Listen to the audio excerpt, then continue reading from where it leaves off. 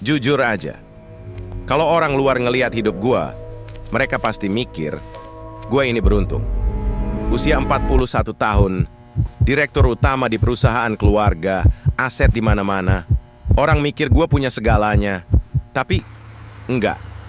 Enggak sama sekali. Gua itu, gimana ya ngomongnya? Gua ini cuma pion, bidak catur buat bokap gua sendiri. Dari dulu semuanya dia yang ngatur. Dari jurusan kuliah, temen yang boleh gue sapa, warna mobil yang gue pakai, sampai siapa yang harus tidur di ranjang gue setiap malam. Pernikahan gue, kalau bisa disebut pernikahan, itu murni transaksi bisnis. Menjijikkan sebenarnya.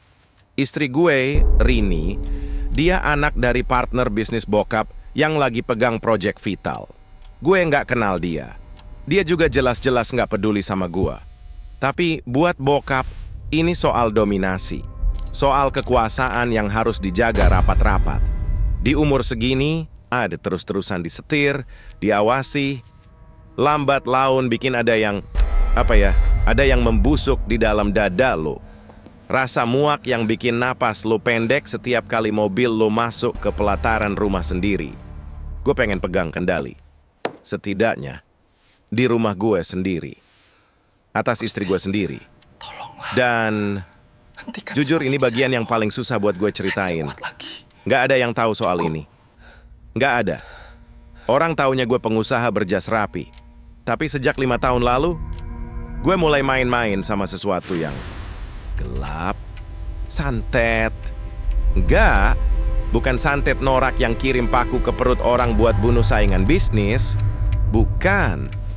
Gue pakai itu untuk hal yang lebih halus, ilmu penunduk, buat memotong kehendak bebas orang tanpa mereka sadari. Gue masih ingat malam itu. Malam pertama setelah resepsi yang melelahkan. Kamar utama kerasa dingin banget. Bukan karena tapi hawanya aneh, kosong, dan berjarak. Rini tidur membelakangi gue, masih pakai gaun tidur sutra yang kelihatan mahal tapi kaku. Napasnya teratur. Waktu itu gue mikir, kalau gue biarin perempuan ini pegang kendali di rumah, bokap bakal menang lagi. Bokap bakal punya mata dan telinga yang menempel di kasur gue setiap malam. Gue nggak bisa biarin itu. Gue turun dari ranjang pelan-pelan. Lantai kayu kerasa dingin banget nembus telapak kaki gue. Di tangan kanan gue, ada sebuah paku berkarat. Paku tua yang sengaja gue ambil dari proyek bangunan mangkrak punya bokap yang udah gue rendam pakai air kembang dan sedikit darah dari ujung jari gue. Di tangan kiri gue ada lilitan rambut Rini. Gue ambil diam-diam dari sisirnya tadi sore di kamar mandi. Gue gulung rambutnya yang halus itu ke paku karatan tadi. Saat itu juga, bau besi tuanya nyengat banget. Kecampur sama bau wangi sampo dari rambutnya. Kombinasi yang aneh, bikin perut gue agak mual. Tapi gue terusin. Gue merangkak pelan, nyelipin benda itu jauh di bawah kolong ranjang. Tepat di bawah posisi kepalanya terlelap. Lalu, gue duduk bersila di lantai, merem, dan mulai baca mantranya. Gue panggil namanya. Berulang kali. Rini, Rini, Rini. Pelan banget, nyaris cuma desisan di bibir. Setiap kali gue sebut namanya, gue ngerasa ada tekanan di gendang telinga gue. Kayak udara di kamar tiba-tiba jadi padat dan berat. Udara yang tadinya wangi lavender dari pewangi ruangan, pelan-pelan keganti. Ada bau dupa yang samar nyusup ke hidung. Padahal gue nggak bakar dupa sama sekali malam itu. Tapi, berhasil. Setidaknya, itu yang gue rasakan waktu itu. 3 hari pertama.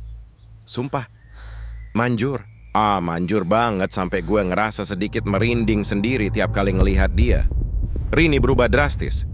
Yang tadinya dingin, irit bicara, dan angkuh, tiba-tiba jadi sangat pasif. Dia nurut. Gue suruh duduk saat sarapan, dia duduk. Gue suruh buatin kopi hitam, dia buatin tanpa banyak omong. Sorot matanya memang agak kosong, kayak orang bangun tidur yang nyawanya belum kumpul 100%. Tapi waktu itu gue bodoh. Bukannya curiga, gue malah ngerasa bangga. Gue ngerasa, akhirnya gue menang. Gue yang jadi raja. Sistem kendali ini bekerja sempurna. Sampai malam keempat. Gue kebangun di tengah malam. Mungkin jam 2:30 pagi. Gue nggak tahu apa yang ngebangunin gue. Cuma tiba-tiba aja mata gue melek. Dada gue sesak. Kayak ada selimut basah yang ditumpuk paksa di atas muka gue. Keringat dingin netes pelan di pelipis, membasahi bantal. Udara di kamar yang diset 18 derajat terasa pengap bukan main. Dan bau itu, bau besi berkarat dari bawah ranjang menguar sangat tajam malam itu. Kayak lo masukin koin tembaga tua ke dalam mulut lo. Kamar itu gelap total. Cuman ada bias cahaya samar dari lampu taman di luar jendela. Lalu gue dengar sesuatu. Suara bisikan. Kresek-kresek patah-patah. Gue noleh pelan-pelan ke samping. Rini masih di posisi tidur menyamping, membelakangi gue. Tapi bahunya bergerak sedikit. Teratur. Dia yang berbisik-bisik. Awalnya, gue pikir dia cuma ngigau. Wajar kan orang capek ngigau? Tapi, makin lama gue dengerin dalam sunyi, ritme bicaranya aneh. Terlalu jelas dan terstruktur buat ukuran orang yang lagi bermimpi. Gue nahan napas. Pelan-pelan, gue geser kepala gue lebih dekat ke arah punggungnya. Saham Blok Timur, alihkan 20%, tahan likuiditas. Jantung gue berdegup kencang banget. Dek, dek, dek. Sampai gue bisa dengar detaknya di telinga gue sendiri. Gue narik badan gue mundur. Perut gue mendadak mules. Itu detail proyek rahasia. Proyek kotor manipulasi saham yang belum pernah masuk laporan tertulis manapun. Yang tahu persis soal angka likuiditas itu cuma 2 orang di dunia ini. Gue dan bokap gue. Bahkan sekretaris pribadi gue pun nggak tahu. Dari mana dia bisa tahu? Pikiran gue langsung berantakan. Apa dia dengerin gue telepon diam-diam? Nggak mungkin. Gue nggak pernah bawa urusan itu ke rumah. Dokumennya pun nggak ada fisiknya. Bulu kuduk gue meremang parah. Tangan gue gemetar hebat. Waktu gue nyoba julurin tangan, nyentuh bahunya. Kulitnya dingin banget, kayak megang daging mentah yang baru keluar dari pendingin. Rin! Suara gue serak. Nyaris nggak keluar dari tenggorokan, dia seketika berhenti bicara. Ruangan itu tiba-tiba jadi sunyi senyap. Senyap yang mencekik. Detak jarum jam di dinding tiba-tiba terdengar terlalu keras. Tunduklah. 1 detik. Tunduklah padaku. 2 detik. Paku ini mengikat. Perlahan-lahan. Tunduklah. Sangat perlahan. Dia memutar kepalanya ke arah gue. Posisinya nggak wajar. Badannya tetap diam membelakangi gue, tapi lehernya berputar menoleh ke belakang. Matanya setengah terbuka. Kosong. Bening dan menatap menembus gue. Tapi ujung bibirnya perlahan ketarik ke atas. Dia tersenyum. Senyum miring yang kaku banget, seolah ada tangan tak kasat mata yang memaksa sudut bibirnya naik. Gue mau mundur, tapi sekujur badan gue kaku. Punggung gue menempel mati di kepala ranjang. Lalu, dari bibir perempuan itu keluar sebuah suara. Bukan suara istri gue, melainkan suara yang berat, serak, bergetar di udara malam. Dan dia mengeluarkan satu kalimat datar. Tolol! Dasar anjing kampung. Napas gue putus. Mata gue melotot menatapnya dalam gelap. Gue kenal makian itu. Seumur hidup gue sangat hafal nada dan intonasi itu. Di dunia ini, cuman ada satu orang yang selalu menghina lawannya pakai kalimat itu tiap kali dia merasa menang. Bokap gue. Gila. Malam itu gue bener-bener mikir gue udah gila. Gue diam, mematung, narik selimut mundur pelan-pelan, sampai punggung gue nabrak kepala ranjang. Gue tungguin dia ngomong lagi. Gue tungguin matanya gerak. Tapi, nggak ada. Setelah kalimat makian kasar itu keluar dari mulutnya, kepalanya balik lagi ke posisi semula. Jatuh ke bantal. Terus dia mendengkur halus. Kayak nggak terjadi apa-apa sama sekali. Besok paginya, Pas sarapan, gue coba pancing Rini. Gue tanya, pura-pura biasa aja. Semalam kamu mimpi buruk ya? Dia cuma natap gue dengan tatapan kosongnya yang biasa, geleng kepala pelan sambil terus ngaduk oatmeal-nya. Nggak ada jejak keanehan. Nggak ada ingatan apa-apa. Waktu itu gue mikir, mungkin gue yang halusinasi. Kurang tidur. Tekanan kerjaan di kantor emang lagi gila-gilanya. Biasalah, otak kalau lagi stres parah suka mainin memori masa lalu, termasuk memunculkan suara makian bokap yang emang jadi trauma gue dari kecil. Masuk akal kan? Gue berusaha meyakinkan diri gue sendiri. Tapi, sekarang kalau dipikir-pikir, gue saat itu cuman lagi menipu diri gue sendiri. Karena sejak malam itu, kamar tidur gue udah nggak terasa kayak kamar gue lagi. Ada sesuatu yang bergeser. Oh, hawanya beda. Bukan dingin mistis yang kayak di film-film horor murahan, bukan. Ini lebih ke berat. Kayak ada tekanan udara yang menekan dada lo secara fisik setiap kali lo buka pintu kamar. Bikin napas jadi lebih pendek. Dan baunya awalnya samar-samar. Cuma muncul sekitar jam 2 atau jam 3 pagi. Bau dupa murahan yang biasa dibakar di pinggir jalan, kecampur sama bau karat. Bau besi tua yang basah kena hujan, basah yang udah berhari-hari. Gue sampai panggil tukang AC. Gue suruh orang ngecek saluran udara di plafon. Nggak ada apa-apa. Semuanya bersih. Tapi setiap malam, baunya makin pekat. Makin tajam nusuk hidung. Terutama kalau gue lagi berbaring dan hidung gue agak deket sama kasur. Baunya kerasa nguar kuat banget dari bawah sana. Dari kolong ranjang. Dari titik persis tempat gue nyembunyiin paku itu. Saking pekatnya, bau itu sampai nempel di bantal. Nempel di kerah piyama gue. Kadang siang hari pas gue lagi rapat penting di kantor, gue tiba-tiba nyium bau karat itu dari tangan gue sendiri. Bikin perut gue melilit, mual banget sampai gue harus buru-buru ke toilet buat muntah air. Tapi jujur aja, yang bikin gue makin gak waras, bukan cuma baunya. Rini, siang hari, dia masih jadi boneka menurut gua. Pasif, diam, nggak ada inisiatif. Sempurna. Tapi begitu matahari turun, begitu malam mulai masuk, pelan-pelan ada kebiasaan aneh yang muncul dari dia. Sesuatu yang pelan-pelan merayap di bawah kulit gua.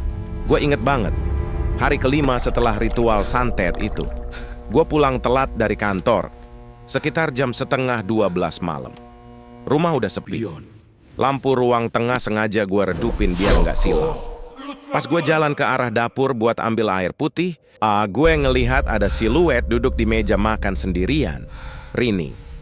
Dia duduk di kursi ujung meja. Gelap-gelapan. Cuma diterangi cahaya lampu jalan dari jendela kaca. Di depannya ada cangkir keramik. Gue berhenti jalan. Kaki gue mendadak berat. Ada yang salah. Ada yang sangat salah. Rini itu punya masalah lambung akut. Seumur hidupnya dia nggak pernah minum teh. Hitam pekat jam segini. Kalaupun dia minum yang hangat-hangat, dia selalu pegang badan cangkir pakai 2 telapak tangannya karena tangannya gampang dingin.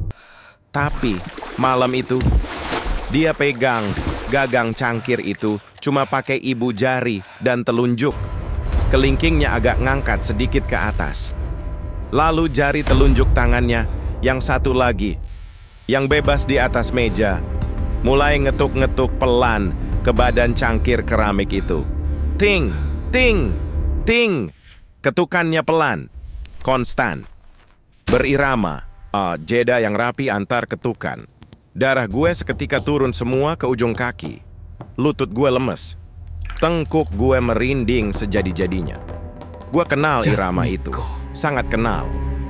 Itu irama ketukan yang persis detail, nggak meleset sedikit pun dari kebiasaan bokap gue kalau dia lagi duduk diam, mikir sebelum ngambil keputusan buat ngancurin bisnis orang. Rin, panggil gue dari jarak beberapa meter. Suara gue gemetar. Nggak bisa gue sembunyiin rasa takut gue. Dia berhenti ngetuk.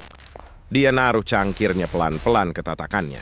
Tapi dia nggak noleh sama sekali. Dia cuma diam kaku membelakangi gue. Malam itu gue nggak berani tidur di kamar. Gue ngunci diri di ruang kerja dan tidur di sofa.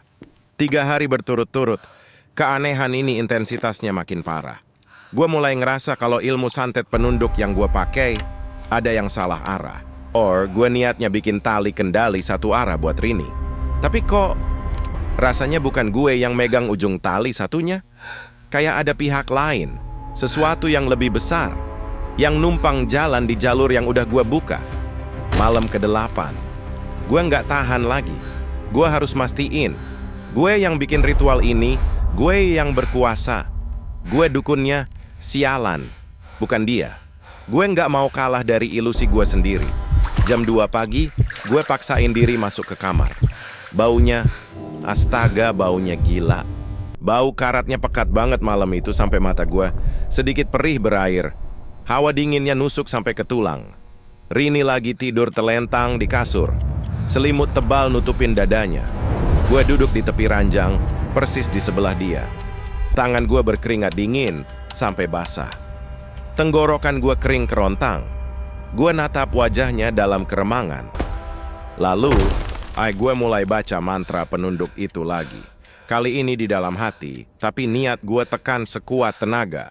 Gue mau narik balik kendalinya. Gue fokusin semua energi gue ke paku yang ada di bawah kasur. Gue panggil namanya, agak keras memecah keheningan. Rini, bangun, lihat aku. 1 detik, 2 detik, nggak ada reaksi. Gue ulangi, suaranya gue beratin, mengancam. Rini, aku bilang bangun. Selimutnya bergeser dikit. Napasnya yang tadinya teratur munggah turun, tiba-tiba berhenti total. Dia nggak bangun dengan cara duduk kayak orang normal.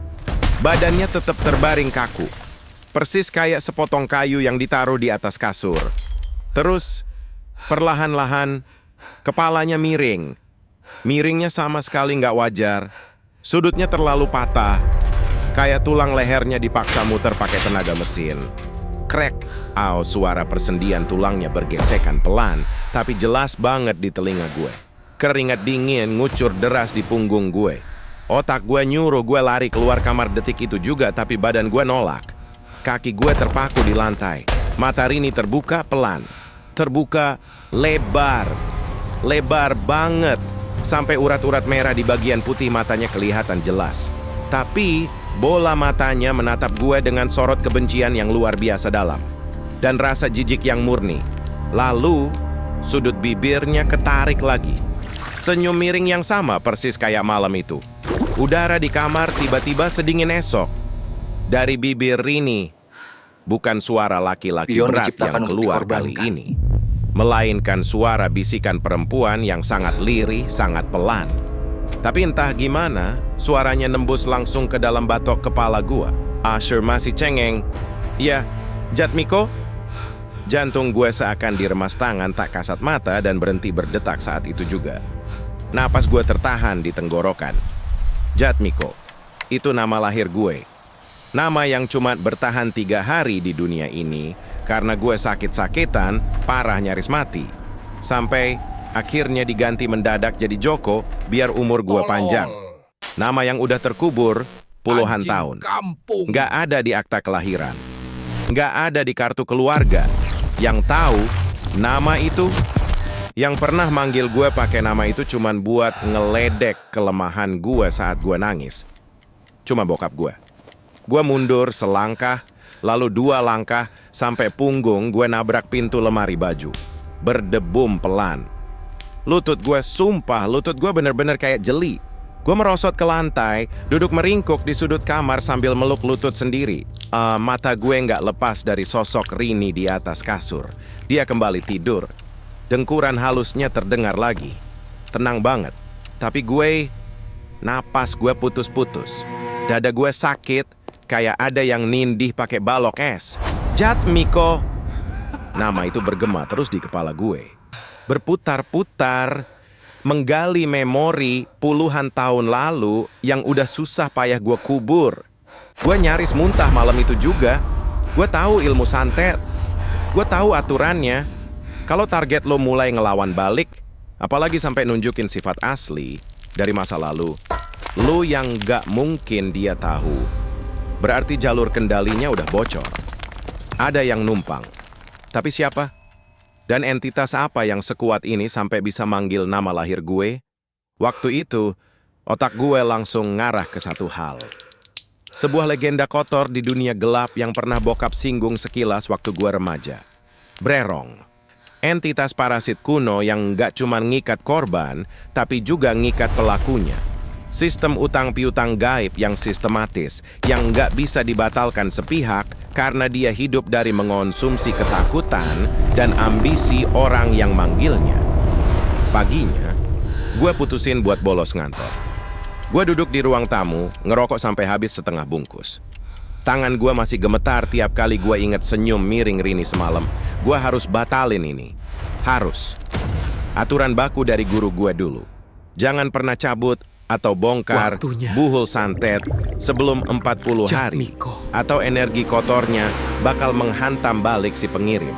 Bikin cacat permanen atau bikin mati. Tapi gue udah nggak peduli. Insting gue teriak kalau gue biarin benda itu terus ada di bawah kasur. Bukan Rini yang bakal hancur, tapi gue. Sistem ini udah jalan sendiri di luar kendali gue. Jam 12 siang. Rini masuk kamar mandi buat keramas. Shh, suara shower nyala. Air gemercik jatuh ke ubin. Gue jadiin suara air itu sebagai patokan waktu gue. Selama shower masih nyala, gue aman. Gue masuk ke kamar utama. Hawanya gila aneh banget. Walaupun di luar matahari lagi trik-triknya, di dalam kamar ini suhunya turun drastis. Lembab dan pengap.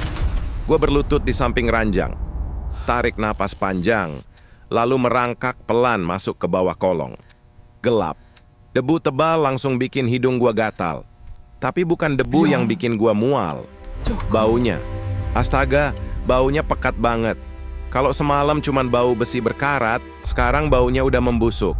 Campuran antara bau anyir darah yang udah mengering, tanah kuburan yang basah, dan bau daging busuk yang samar. Perut gue langsung bergejolak hebat. Gue nahan napas. Nutup hidung dan mulut pakai punggung tangan biar nggak muntah di tempat. Gue meraba-raba lantai kayu di sudut yang paling gelap. Tangan gue nyari celah tempat gue nyelipin bungkusan itu minggu lalu. Dapet. Jari gue nyentuh kain hitamnya. Tapi, tunggu. Gue mengernyit dalam kegelapan kolong kasur. Waktu gue tanam benda ini, kainnya kering. 100% kain katun kering. Tapi yang sekarang gue pegang basah. Teksturnya licin lengket, kayak berlendir. Lendirnya sedingin es. Gue buru-buru narik bungkusan itu dan mundur keluar dari kolong ranjang. Napas gue ngos-ngosan. Tangan gue belepotan cairan kehitaman yang baunya luar biasa busuk. Gue duduk bersandar di pinggiran kasur. Telinga gue masih fokus dengerin suara shower dari kamar mandi. Masih nyala. Rini masih di dalam. Tangan gue gemetar parah waktu mulai ngebuka ikatan benang merah di kain itu. Simpulnya keras, lengket karena cairan hitam tadi. 1 putaran, 2 putaran, terbuka. Gue buka lipatan kainnya pelan-pelan. Paku berkarat itu masih ada di sana. Besinya makin menghitam dan keropos. Tapi, pikiran gue tiba-tiba ngeblank. Berhenti berfungsi selama beberapa detik. Gue cuma bisa kedip-kedip natap benda di dalam kain itu dengan otak yang menolak keras mencerna apa yang mata gue lihat. Delay. Otak gue butuh waktu buat mencerna realita. Rini itu rambutnya panjang. Warnanya hitam legam, lurus dan halus karena perawatan mahal. Waktu gue lilitin rambut dia ke paku ini, panjang rambutnya sampai bisa nutupin setengah badan paku. Tapi sekarang, yang melilit erat di paku berkarat itu bukan rambut panjang. Itu helaian rambut pendek, kasar, sedikit ikal. Dan di bagian ujung-ujungnya ada warna abu-abu, uban. Jantung gue seakan merosot sampai ke dasar perut. Itu rambut gue. Helaian rambut pendek beruban itu. Itu rambut gue sendiri. Tapi gimana caranya? Kapan? Gue yang bikin ritualnya. Gue yang merapal mantranya. Gue yang niat nundukin dia. Kenapa sekarang ujung talinya ada di leher gue? Keringat dingin ngucur deras di pelipis gue. Gue baru sadar, selama ini gue nggak pernah benar-benar pegang kendali. Gue cuman umpan yang masuk ke perangkap yang lebih besar. Tiba-tiba, di tengah kepanikan gue yang mulai meledak, suara air shower di kamar mandi mati. Klik. Gue kaku. Gue tahan napas. Mata gue melotot menatap pintu kamar mandi yang tertutup. Gue nungguin suara kenop pintu diputar. Gue nungguin suara langkah kaki basah Rini keluar dari sana. Tapi nggak ada. Hening. Senyap total. Dan di detik berikutnya, bulu kuduk gue berdiri semua. Udara di kamar mendadak beku. Karena suara langkah kaki itu nggak datang dari arah kamar mandi. Suara itu datang dari arah pintu utama kamar. Di belakang gue. Srek, srek, srek. Langkahnya pelan. Diseret. Berat. Ini bukan cara jalan Rini. Rini kalau jalan langkahnya ringan. Ini langkah kaki yang menekan lantai kayu sampai berderit pelan. Langkah kaki laki-laki tua yang selalu bertumpu lebih berat ke kaki kanannya. Langkah itu makin dekat. Srek, srek. Berhenti tepat di belakang punggung gue. Gue bisa ngerasain hawa dingin nguar dari sosok yang berdiri di sana. Bayangannya jatuh menutupi tubuh gue yang masih terduduk gemetar, memegang bungkusan santet. Gue nggak berani noleh. Sumpah demi Tuhan, gue nggak berani muter kepala gue sedikit pun. Leher gue terkunci. Lalu, dari atas kepala gue, terdengar hembusan napas yang berat. Diikuti suara serak, dalam, penuh otoritas mutlak yang sangat gue kenal. Bukan suara istri gue. Lu pikir lu cukup pintar buat ngibulin gue, Joko? Gue kaku. Seluruh otot di badan gue rasanya kayak disiram semen basah yang langsung mengeras detik itu juga. Perlahan, dengan leher yang berbunyi krek pelan saking tegangnya, gue mendongak. Gue putar kepala gue ke atas, menghadap sosok yang berdiri di belakang gue. Rini berdiri di sana. Tapi, demi Tuhan, itu bukan Rini. Tubuhnya memang istri gue, daster selututnya masih kering, tapi postur berdirinya salah total.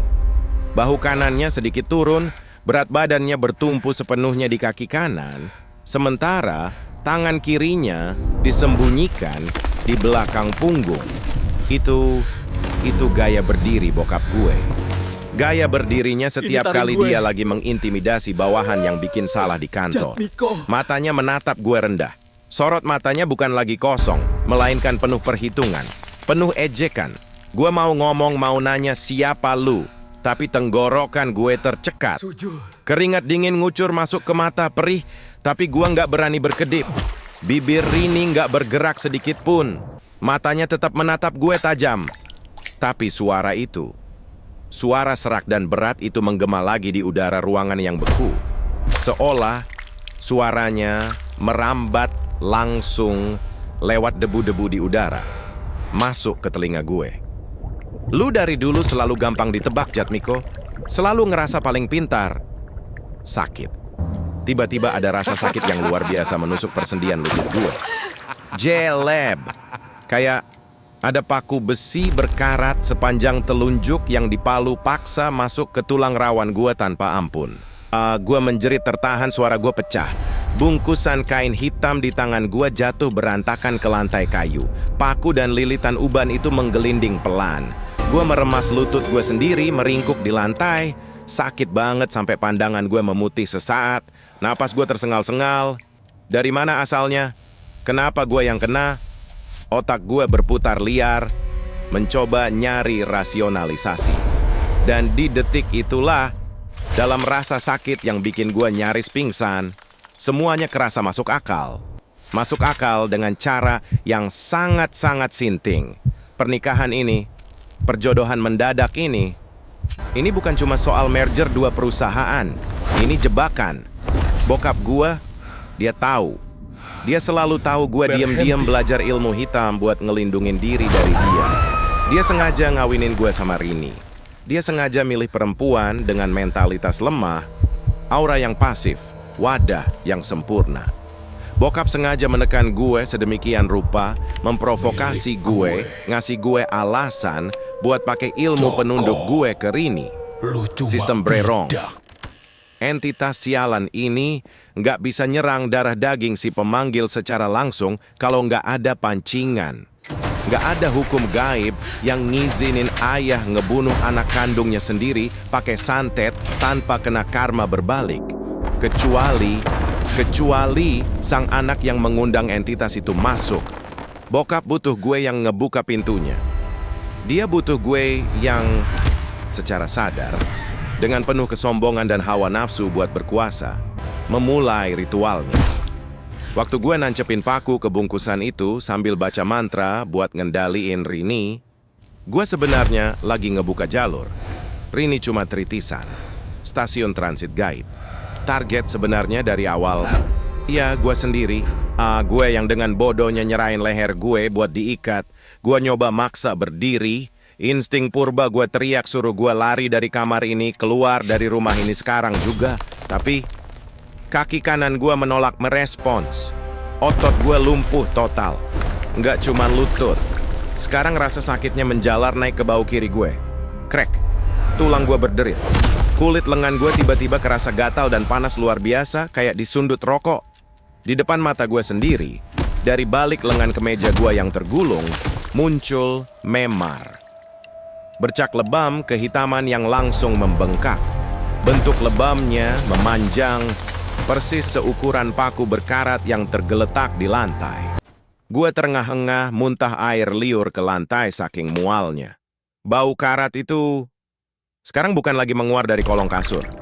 Baunya keluar dari keringat gue sendiri. Dari pori-pori kulit gue. Brerong itu udah masuk ke aliran darah gue. Apa mau lo? Gue nanya, nyaris terisak. Sumpah, gue nangis saat itu.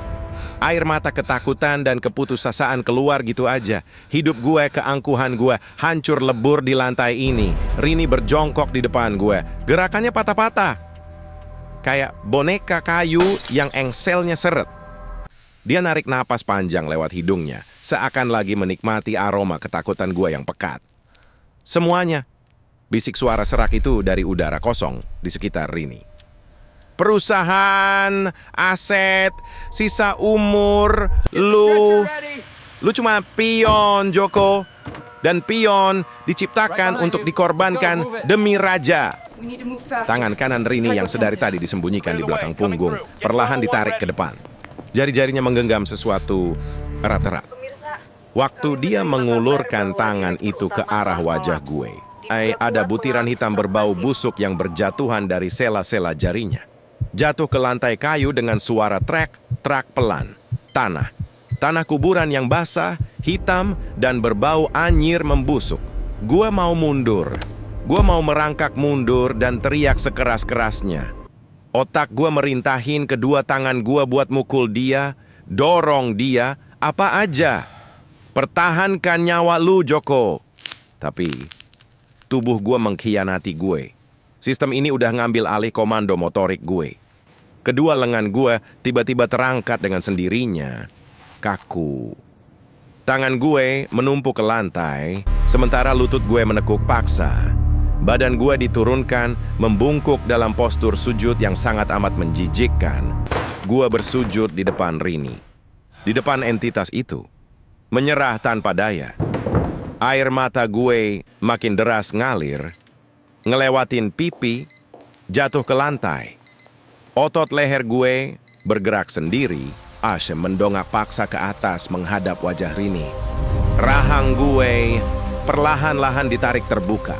Terbuka lebar, kaku, sampai urat-urat di leher gue rasanya mau putus. Rini tersenyum miring. Senyum kemenangannya. Tangan dingin Rini yang memegang tanah busuk itu perlahan-lahan mendekat ke bibir gue. Terus, tanpa ragu sedikit pun, jarinya menjejalkan segenggam tanah kuburan basah itu paksa ke dalam tenggorokan gue. Gue tersedak, tapi gue nggak bisa nutup mulut. Tanah itu nyumpal tenggorokan gue. Rasa asin darah, anyir daging busuk, dan lumpur yang dingin banget bikin mata gue melotot mau keluar. Gue tersedak hebat. Dada gue kembang kempis nyari oksigen, tapi jalur napas gue ketutup rapat. Refleks muntah gue meronta-ronta, tapi rahang gue tetap terkunci terbuka lebar. Gue bener-bener hampir mati malam itu. Pandangan gue mulai gelap. Suara dengingan nyaring memenuhi telinga. Di detik-detik terakhir kesadaran gue cuma mikir satu hal. Bokap menang. Dia selalu menang. Tapi, di sisa kesadaran yang nyaris padam, rasa marah mendadak meledak. Mengalahkan rasa takut. Mengalahkan rasa sakit. Gue nggak mau mati kayak gini. Kalau gue memang harus hancur, gue bakal pastiin pion ini ngancurin papan caturnya sekalian. Dengan tenaga terakhir, tenaga keputusasaan, gue maksa tangan kiri gue yang masih gemetar hebat buat ngerayap ke lantai. Jari, gue menggapai-gapai asal, nyari benda itu. Paku berkarat yang tadi jatuh. Dapet. Gue genggam paku itu erat-erat. Ujungnya yang tajam kerasa menusuk telapak tangan. Ilmu santet punya satu hukum absolut.